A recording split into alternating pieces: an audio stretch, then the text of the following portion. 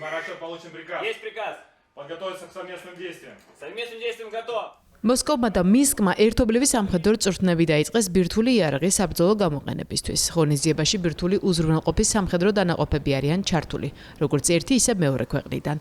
წვრთნები რუსეთის მოკავშირე სახელმწიფოს ტერიტორიაზე ტარდება. ბელარუსის თავდაცვის სამინისტროს განცხადებით, მასში გამოიყენება თანამედროვე საშუალებები, სპეციალური საბრძოლო მასალები, საავიაციო დანაყოფები და ეს ყველაფერი შეიარაღებული ძალების მზადყოფნის ასამაღლებლად.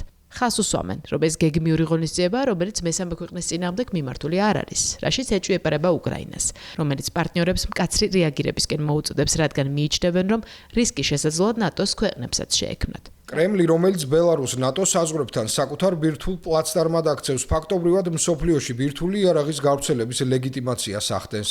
ბელარუსის მილიტარიზაცია საბოლოოდ აქცევს მინსკს რუსეთის ბირთვული შანტაჟის თანამონაწილედ. რამდენიმე დღის წინ თავად უკრაინის პრეზიდენტი ვოლოდიმირ ზელენსკი სადაზვერვო ინფორმაციაზე დაყრდნობით აღნიშნავდა, რომ მოსკოვს განზრახული აქვს მისკი მეტად ჩართოს სამხედრო მოქმედებებში. მისი თქმით, ხელთ ჰქონდა დოკუმენტი, რომელიც შესაძლო იერიშების გეგმას ასახავდა, ისევე როგორც ორ დიქტატორს შორის კონტაქტების გააქტიურებას. Також є хороша робота нашої розвідки. ჩვენი დაზვერვის ინფორმაციით რუსეთმა უფრო აქტიური გახადა საუბარი ალექსანდრ ლუკაშენკასთან. მას სურს ბელარუსი უფრო მეტად ჩართოს ომში და აგრესიული ოპერაცია დაიწყოს ჩერნიჰივისა და კიევის სექტორსა, ან ნატოს ქვეყნების წინააღმდეგ, სწორედ ბელარუსის ტერიტორიის გამოყენებით. Та саме з території Білорусі розпочати.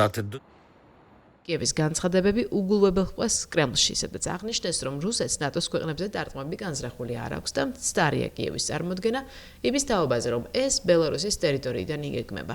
კრემლში მიიჩნევენ, რომ კიევის ასეთი სიგნალები დაძაბულობის შემოტანას ემსახურება. Мы не думаем, что подобные заявления заслуживают. არ ვთვლი, რომ მსგავსი განცხადებები რაიმე სახის კომენტარებს იმსახურებს. დიახ, ბელარუსი ჩვენი მოკავშირე სახელმწიფოა, მაგრამ ის სუვერენული ქვეყანაა. ასეთი განცხადებები დაძაბულობის შემოტანასა და ომის ხანგრძლივ წაქეზებას ემსახურება. Попытка такого дальнейшего подстрекательства. ბოლო ერთობლივი წვრთნები რუსეთმა და ბელარუსმა 2025 წლის სექტემბერში ჩაატარეს. ომის დაწყების შემდეგ წვრთნებს ინტენსიური ხასიათი ჰქონდა. საგულისხმოა, რომ რუსეთმა ტაქტიკური ბირთვული იარაღი ბელარუსის ტერიტორიაზე ჯერ კიდევ 2023 წელს განათავსა, უკრაინის წინააღმდეგ სრულმასშტაბიანი ომის დაწყებიდან მალევე.